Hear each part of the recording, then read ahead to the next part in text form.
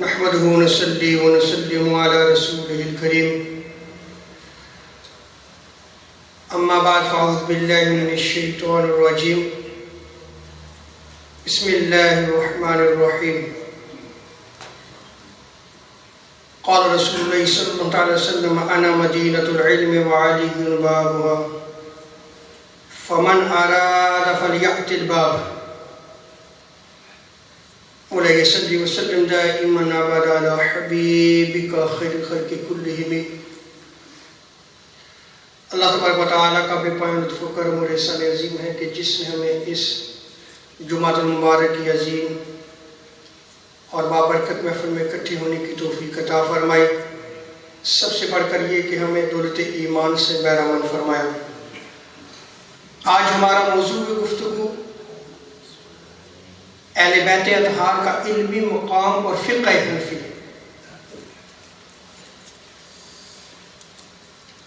تاجدار کائنات صلی اللہ علیہ وسلم کے علم کے پہلے وارث صحابہ کرام رضوان اللہ تعالی علیہم اجمعین ہیں. انہی نفوس قدسیہ کے ذریعے علم مصطفیٰ صلی اللہ علیہ وسلم امت میں پھیلا. صحابہ کرام رضوان اللہ تعالی علیہم اجمعین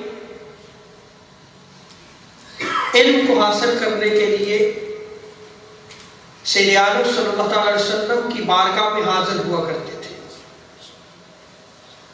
اور آقا علیہ السلام کے اقوال کو سنا کرتے، انہیں محفوظ کیا کرتے. نہ صرف اپنے ذہنوں میں محفوظ کرتے بلکہ اسے لکھ بھی لیا کرتے. چونکہ بعض صحابہ جو ہے وہ تجارت اور بزنس بھی کیا کرتے تھے، ان کے اپنے ذاتی کاروبار بھی تھے. اگر وہ جس دن حضور صلی اللہ علیہ وسلم کی بارگاہ میں حاضر نہیں ہوتے تھے تو کسی دوسرے صحابی کی ڈیوٹی لگا دیتے. وہ حضور کی مجلس میں جاتا، حضور کو دیکھتا، حضور کے عمل کو دیکھتا، حضور کے قول کو سنتا، اور پھر جو ہے وہ جو صحابی اس دن غیر حاضر تھے ان کو وہ سارے معمولات جو ہے وہ بتا دیتا. اس طرح سارا علم مصطفیٰ صلی اللہ علیہ وسلم محفوظ ہوا اور اس کو پھر محفوظ شکل میں آگے جو ہے وہ تعبیر، اتباع و تعبیر اور امت تک کے جو ہے وہ محفوظ کیا گیا. اسی طرح جو اہل بیت اطہار ہیں، جو حضور صلی اللہ علیہ وسلم کے خاندان کے افراد ہیں، وہ حضور علیہ السلام کے علم کے وارث ہیں. جامع ترمذی، مستدرک حاکم، امام طبرانی نے معجم الکبیر میں، تاریخ بغداد اور مسند احمد بن حنبل میں اس روایت کو نقل کیا گیا ہے.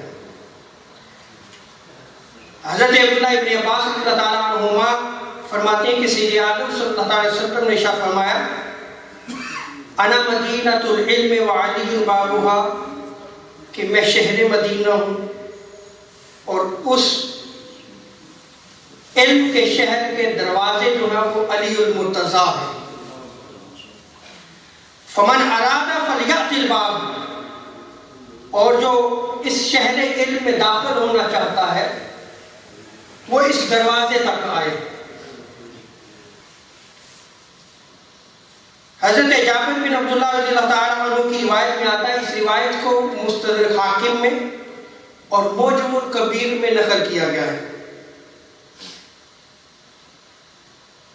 آپ فرماتے ہیں کہ سید عالم صلی اللہ علیہ وسلم نے فرمایا فمن اراد العلم فلیأت الباب، کہ لوگوں سن لو، میں شہر مدینہ ہوں، علی اس کا دروازہ ہے، اور جو علم کو حاصل کرنا چاہتا ہے اسے چاہیے کہ وہ اس دروازے تک آئے، اور وہ دروازہ علی ہے. وہ دروازہ کون ہے؟ علی ہے. حضرت عبداللہ ابن عباس رضی اللہ تعالی عنہما روایت نقل کرتے ہیں، مسند احمد بن حنبل اور مصنف ابن ابی شیبہ میں اس روایت کو نقل کیا گیا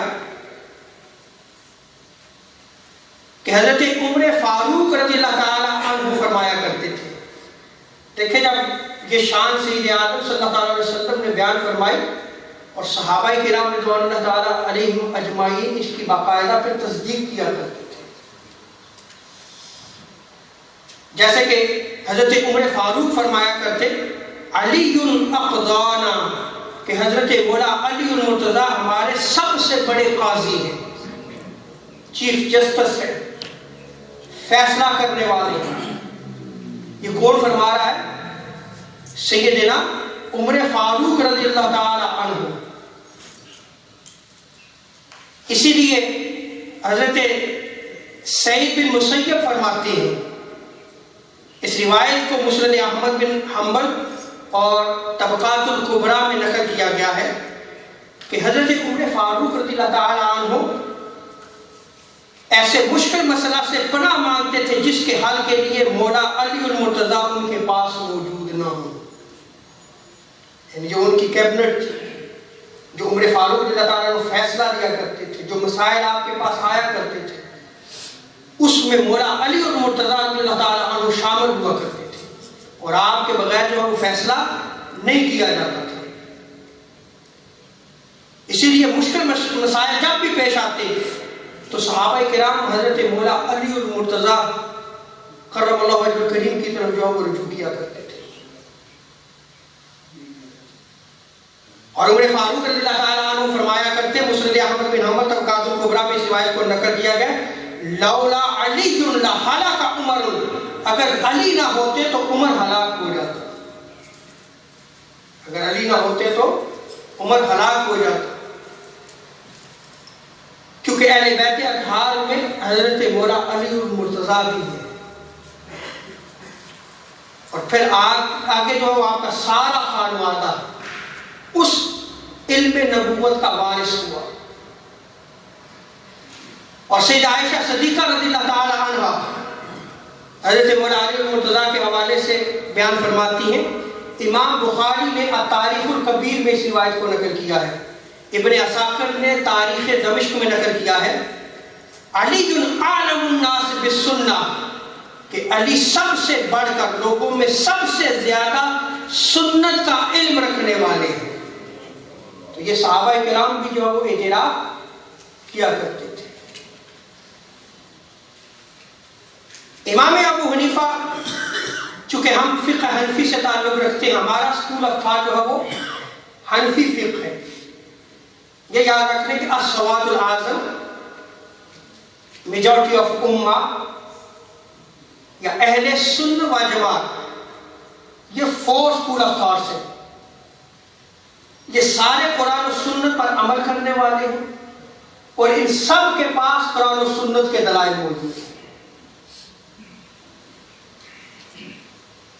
ہم چونکہ حنفی ہیں اس لیے ہم امام ابو حنیفہ کی تقلید کرتے ہیں. سو جو آج میرا موضوع گفتگو ہے کہ اہل بیت اطہار کا علمی مقام اور فقہ حنفی، تو اہل بیت اطہار کے مقام علمی کو بیان کرتے ہوئے میں نے حضرت مولا علی المرتضیٰ کرم اللہ وجہہ الکریم کے علمی مقام کو بیان کیا کہ حضور نے کیا ارشاد فرمایا، اور صحابہ کرام جو ہے وہ حضرت مولا علی المرتضیٰ کے حوالے سے جو ہے وہ کیا بیان کیا کرتے تھے. اور اگر ہم امام ابو حنیفہ رضی اللہ تعالی عنہ کی زندگی کا مطالعہ کریں تو ہمیں پتہ چلتا ہے کہ امام ابو حنیفہ ائمہ اہل بیت نبی صلی اللہ علیہ وسلم کے علم الحدیث کے بھی وارث ہیں. یعنی جو علم حدیث امام ابو حنیفہ نے لیا ہے، ان میں جو نفوس قدسیہ ہیں جو آپ کے شیوخ اور اساتذہ میں آتے ہیں، وہ اہل بیت اطہار نبی کے افراد بھی ہیں. اور امام اعظم کے دور میں اہل بیت اطہار کے جتنے بڑے بڑے امام اہل بیت اطہار کے موجود تھے جن سے علم نبوت کے چشمے جاری ہوتے تھے، امام اعظم ایک ایک کی بارگاہ میں جا کر جو ہے وہ ذات ہوئے تلمذ طے کیا کرتے تھے، علم حاصل کیا کرتے تھے، ان کے اسٹوڈنٹ بنے. اور یہ سارے امام جو ہے وہ امام ابو حنیفہ کے شیخ اور استاد بنے. اب چونکہ ہمارے پاس جو ہے وہ جمعے کا وقت جو ہے وہ قلیل ہوتا ہے، میں ان ائمہ اہل بیت اطہار نبی صلی اللہ علیہ وسلم کا ذکر کروں گا ممکن ان میں سے چند کا ذکر ہو، باقی جو ہے وہ رہ جائے، کیونکہ جب کسی ایک امام کا ذکر کریں گے تو بالتفصیل کیسے علم حاصل کیا، کن مسائل سے ڈسکس ہوئی. تو ان ائمہ اہل بیت اطہار میں جو امام ابو حنیفہ کے استاد، ٹیچر، شیخ ہیں، جن سے علم حاصل کیا، ان میں امام محمد الباقر، امام زید بن علی، امام عبداللہ بن علی، امام جعفر الصادق، امام عبداللہ بن حسن المثنی، امام حسن بن مثلث بن حسن مثنی، امام حسن بن زید، امام حسن بن محمد ابن حنفیہ، امام جعفر بن تمام بن عباس. اب یہ سارے جو ہے وہ اہل بیت نبی صلی اللہ علیہ وسلم سے تعلق رکھنے والے امام گزرے، اور یہ سارے کے سارے جو کن کے شیخ اور استاد امام ابو حنیفہ رحمۃ اللہ تعالیٰ علیہ، جس فقہ حنفی کی ہم اتباع کرتے ہیں. آج آپ دیکھ لیں کہ ہمارا یہ علمی ماخذ کتابوں میں بند پڑا ہے، ہمیں اس کے بارے میں جو ہے وہ آگے جو نالج جو ہے وہ کنوے نہیں کیا جاتا، کیونکہ اس میں ریسرچ کرنی پڑتی ہے، تحقیق کرنی پڑتی ہے. ایک تو یہ معاملہ ہے، اور دوسرا معاملہ جو ہمارے ہاں اہل سنت میں جو خارجیت کا اثر پڑتا چلا جا رہا ہے، جب اہل بیت اطہار کا ذکر کثرت سے کیا جائے تو کہا جاتا ہے یہ شیعہ ہے، اور بڑے بڑے جو ہے وہ محراب و منبر پر بیٹھنے والے اس خوف سے آگے نہیں بیان کرتے کہ کہیں ہمارے اوپر جو ہے وہ شیعہ ہونے کا الزام نہ لگ جائے، وہ کتراتے ہیں.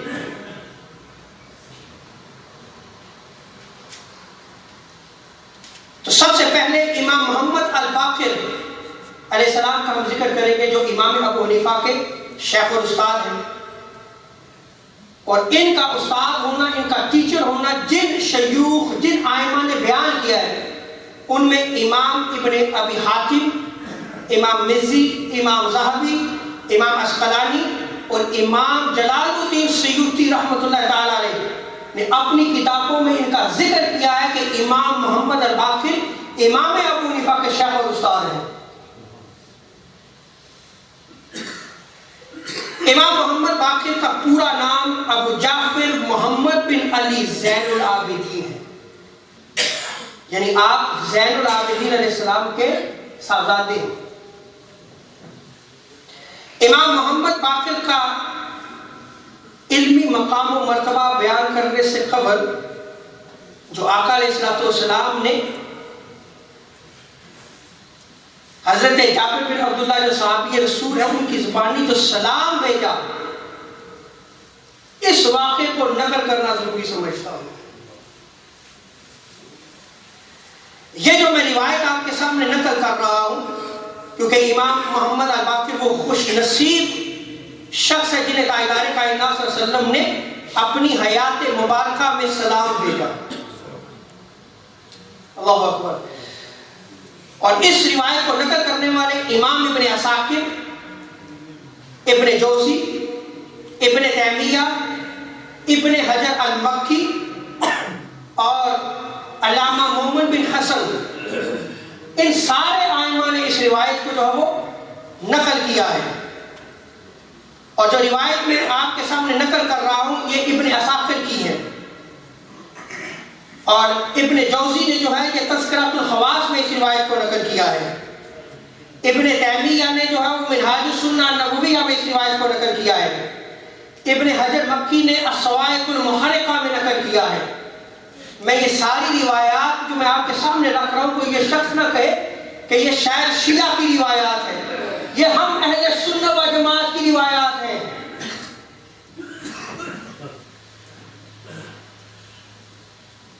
ابو زبیر روایت ذکر کرتے ہیں کہ حضرت جابر بن عبداللہ کے پاس جب آپ بہت زیادہ بوڑھے ہو چکے تھے اور اس کے باعث آپ کی نظر بھی کمزور ہو چکی تھی، صحابی رسول کی دانت بھی کمزور ہو چکے تھے، امام علی بن حسین امام زین العابدین علیہ السلام اپنے چھوٹے بیٹے امام محمد الباقر کے ساتھ اس صحابی رسول کی زیارت کے لیے گئے.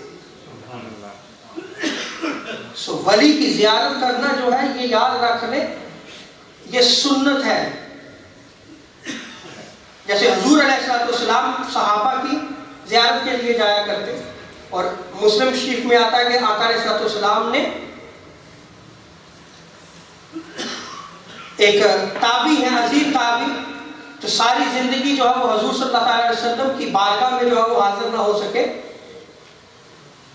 ان کے حوالے سے آپ نے ارشاد فرمایا کہ جاؤ تم ان کی جو ہے وہ زیارت کیا کرو.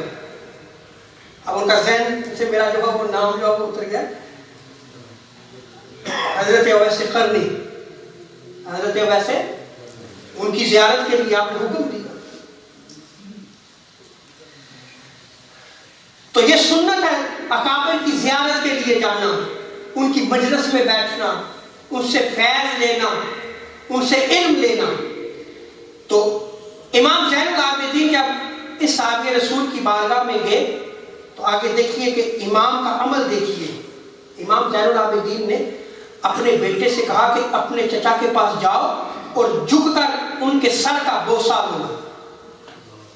امام ادب سکھا رہے ہیں, اور امام ادب کیوں نہ سکھائے کہ ان کے نانا نے یہی ادب تو سکھایا ہے.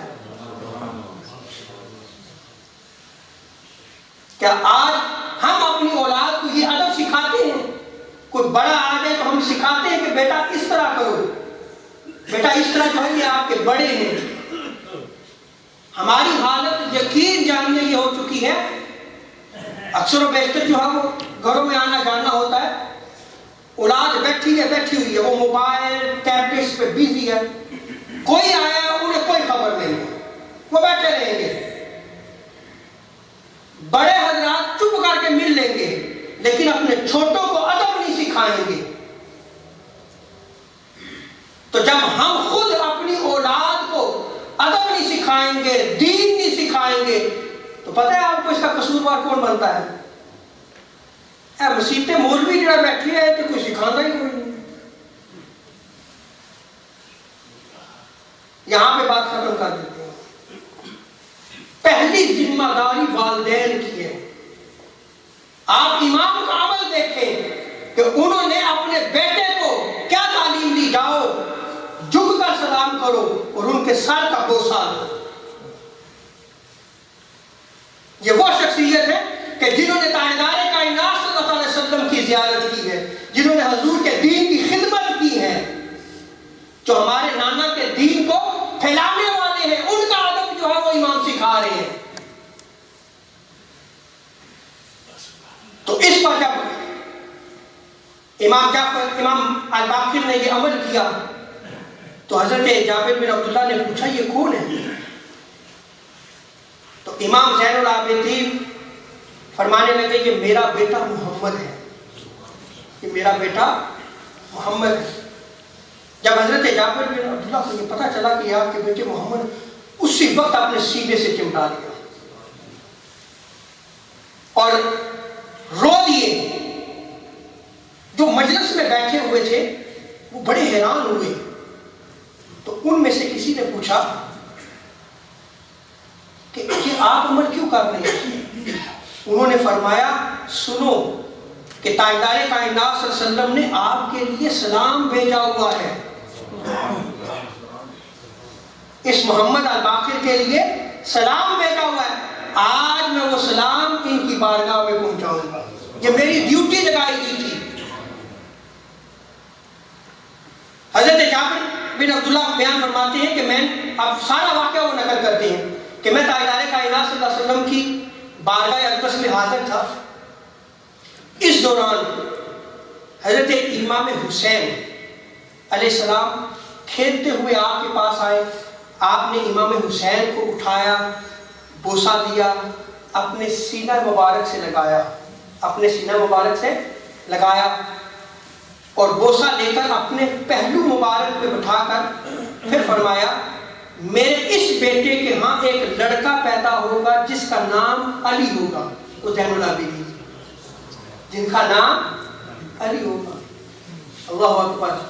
ابھی امام حسین چھوٹے ہیں اور خبر کیا دے رہے ہیں سیدھے عالم صلی اللہ علیہ وسلم کہ اس کے ہاں بیٹا ہوگا جس کا نام علی ہوگا. آج تو علم نبوت پہ بھی جو ہے وہ سوالات قائم کیے جاتے ہیں. ابن تیمیہ نے اس روایت کو نقل کیا جو میں روایت آپ کے سامنے نقل کر رہا ہوں.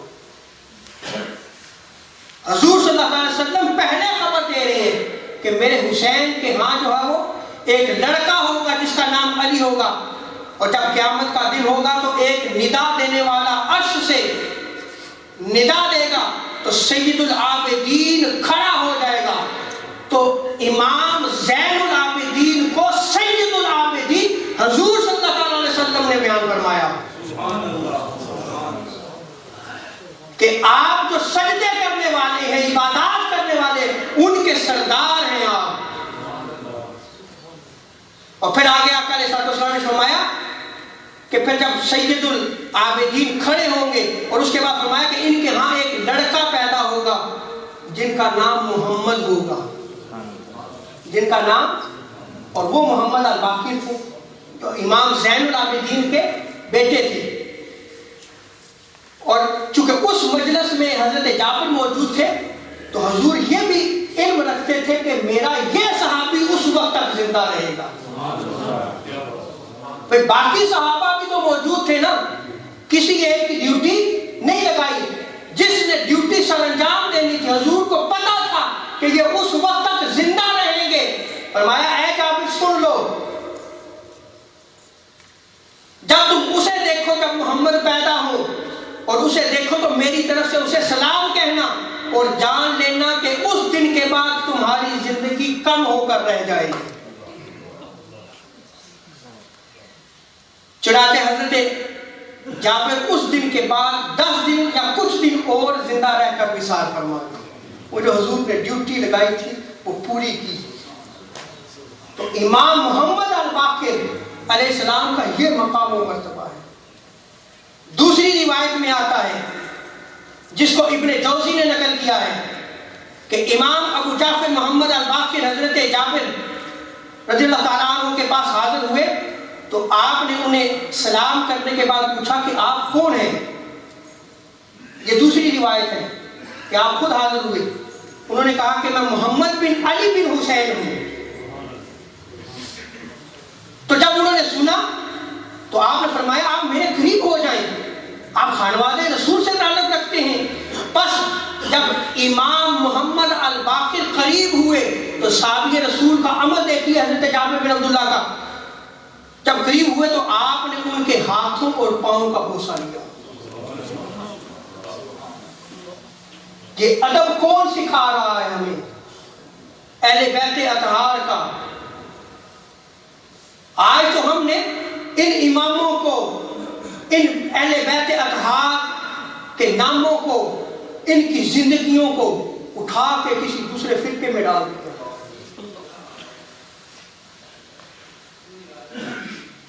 کیا ہماری مساجد میں یہ واقعات اب ڈسکس ہوتے ہیں؟ کیا بیان کیے جاتے ہیں آج؟ کیا یہ ہمارے اہل سنت و جماعت کے اجل ائمہ نہیں ہیں جنہوں نے ان روایات کو اپنی کتب میں نقل کیا اور جس فقہ حنفی میں ہم عمل کرتے ہیں؟ امام ائمہ اہل بیت اطہار کے 9 اکابر ائمہ اہل بیت اطہار آپ کے شیوخ اور اساتذہ میں آتے ہیں، جن میں پہلے امام محمد الباقر ہیں، جن کی بارگاہ میں امام ابو حنیفہ بیٹھ کر علم کو حاصل کیا کرتے تھے، علم حدیث کو حاصل کیا انہوں نے. تو جب حضرت جابر نے آپ کے ہاتھوں اور پاؤں کو بوسہ لیا تو پھر کہا کہ رسول کریم صلی اللہ علیہ وسلم نے آپ کے لیے جو سلام بھیجا ہے اس کو قبول کیجیے. تو امام محمد باقر کا یہ مقام و مرتبہ ہے اور آپ کا علمی مقام و مرتبہ اکابر تابعین اور اجل محدثین کے ان کے علمی مرتبے کا اظہار یوں کیا ہے کہ امام محمد باقر نے امام ابو حنیفہ سے کسی مسئلے پر جواب دیا. پوچھ کون رہا ہے؟ امام ابو حنیفہ. جواب دینے والے کون ہیں؟ امام محمد باقر، کیونکہ آپ کے شیخ اور استاد ہیں. تو جب جواب دیا تو امام اعظم نے آپ کی علمی ذہانت کا اعتراف کرتے ہوئے ارشاد فرمایا ما رأیت جوابا افقہ منہ، کہ میں نے اس سے زیادہ خاموش کر دینے والا کوئی جواب نہیں سنا۔ امام اعظم ابو حنیفہ جیسی شخصیت امام محمد الباقر کی مجلس میں بیٹھ کر ان کے علم کا جو ہے وہ اعتراف کرتی نظر آتی ہے۔ اور یہ یاد رکھ لیں کہ امام اعظم کے 4000 شیوخ اور اساتذہ کے 4000 ٹیچرز ہیں آپ کے، اور امام ابو حنیفہ نے جن کے سامنے بیٹھ کر علم حاصل کیا، آپ نے کسی ایک استاد کے علمی اعتراف کو ایسے کلمات کے ساتھ نہیں بیان کیا جو امام محمد الباقر کے لیے آپ نے بیان کیا۔ اور امام ابن سعد امام باقر کے حوالے سے بیان کرتے ہیں قال آپ سکہ اور کثیر الحدیث تھے۔ امام ابن برقی نے کہا کہ آپ فضیلت کے حامل فقیہ تھے۔ امام ابن خلقان نے امام محمد الباقر کے علمی مقام پر کہا کہ امام الباقر بڑے عالم عظیم سردار تھے، آپ کو الباقر کا لقب اس لیے دیا گیا کیونکہ آپ نے علم میں وسعت حاصل کی، بہت بڑے عالم تھے آپ۔ ارے بیٹے کس کے تھے؟ علی کے تھے، جن کے بارے میں سید عالم صلی اللہ علیہ وسلم کیا فرمایا انا مدینہ العلم وعلی بابها، اس کے وارث تھے۔ اور امام ذہبی جو ہے وہ آپ کا تذکرہ کرتے ہوئے جو ہے وہ لکھتے ہیں کہ امام باقر کا نام اس لیے مشہور الباقر ہوا کہ آپ کا علم، آپ نے علم کا سینہ چاک کر کے اس کی اصل اور مخفی معرفت کو حاصل کر لیا، اس لیے آپ مجتہد بھی تھے، قرآن سے لگاؤ رکھنے والے بھی تھے اور بڑی شان کے مالک تھے۔ امام ذہبی آپ کے تذکرہ میں لکھتے ہیں کہ امام نسائی جیسے، امام نسائی جو ہے وہ ہمارے سیاستہ کے اجل ائمہ میں سے آتے ہیں، نے آپ کو مدینہ کے فقہاء میں شمار کیا ہے اور حفاظ حدیث میں شمار کیا ہے آپ کو۔ یہ پہلے جو ہے وہ آپ کے امام ابو حنیفہ کے جو ہے وہ شیخ اور استاد ہیں۔ میں نے کہا تھا کہ یہ میں تذکرہ کروں گا اور ممکن ہے 1 یا 2 امام کا ذکر ہو۔